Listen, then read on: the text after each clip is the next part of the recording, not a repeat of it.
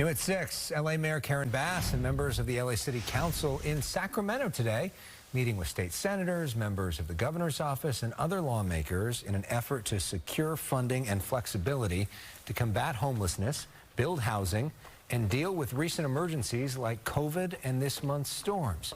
Fresh out of those meetings, or maybe between meetings, L.A. Mayor Karen Bass and L.A. City Council President Paul Krekorian join us live. Both of them, of course, are veterans of working in Sacramento, with Mayor Bass, the former speaker, and President Krekorian, a former member of the Assembly. So good to see you, and welcome back to Sacramento.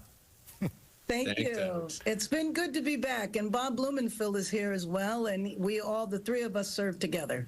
So Mayor Bass, what did you accomplish in today's meeting? What did L.A. get out of you being there? Well, there's a couple of things that we're looking for. One, we always come looking for resources. And so we're looking for resources, reimbursements, especially from FEMA. And we hope that in the next couple of days, we will know whether or not we are able to bring back millions and millions to Los Angeles. We need to do that. Now, we know that there's tough budget times here, but there's also tough budget times in Los Angeles. So, for example, one of the items listed in the governor's budget would actually require Los Angeles to pay the state money back for housing that we cannot afford. So when the governor comes out with his final budget, which is in May, we are hoping that he eliminates that line item, because Los Angeles does not need to be sending money to Sacramento. Our goal is to bring money to LA from Sacramento. And President Krekorian, what are you hearing on that front? Because you guys knew what it was like to deal with a tough budget back in the day. Now there are estimates it could be a $70 billion deficit. What does that mean for the city of L.A.? There are going to be some brutally difficult decisions that have to be made here in Sacramento, the same kind of decisions that we had to make when we were here, and that then Speaker Bass led so capably at that time. And it's not going to be a fun time in Sacramento. But that's why it's important that we are here.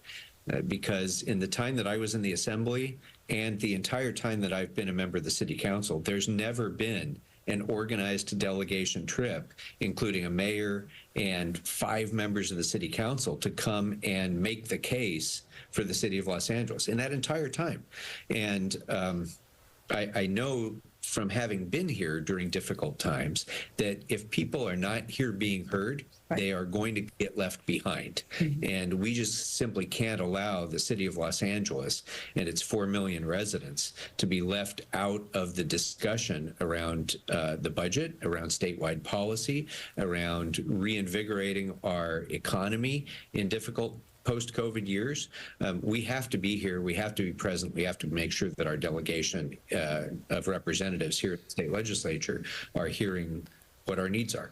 And Madam Mayor, we know that you often talk about homelessness as always agenda item number 1.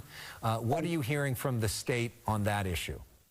Well, that was the number 1 issue we came up here to talk about. And so we definitely know that everybody up here is aware of how severe the crisis is. And of course, many of them are experiencing it in their cities.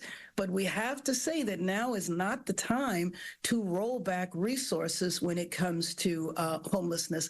But you know, one thing that's unique about the legislature over the last few years, they have not experienced challenging times. They've had a surplus. Usually we would be up here wanting to have additional funding for very specific projects.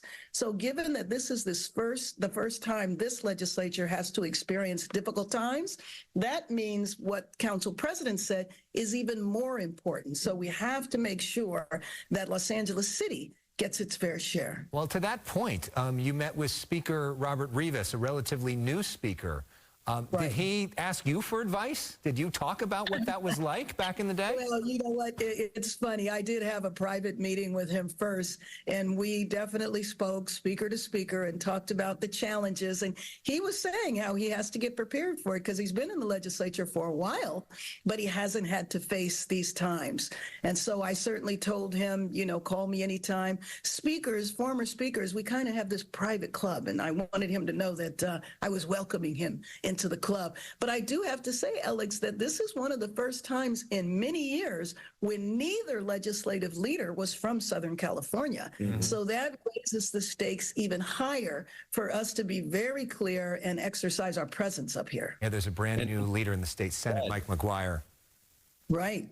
In addition to having a former Speaker of the Assembly as our mayor, we have the former budget chair of the California State Assembly, who's now the budget chair of the LA City Council. So we really have an opportunity to share that experience with the new leadership of the Assembly and the Senate, and hopefully that will redound to our benefit as well. Now, the meeting we just left is of the LA County delegation, because out of 120 members of the state legislature, 39 are from Los Angeles County. Yeah. So if we can consolidate those 39 members, that's a huge amount of power from our region. Well, and we want to make sure we utilize that. You think about it, 10 million people live in LA County, which is 1 out of 4 Californians, even though we have over 50 counties. Real quickly, I want to try to get you guys on the record on an issue that Californians are voting on right now, which is Measure HLA.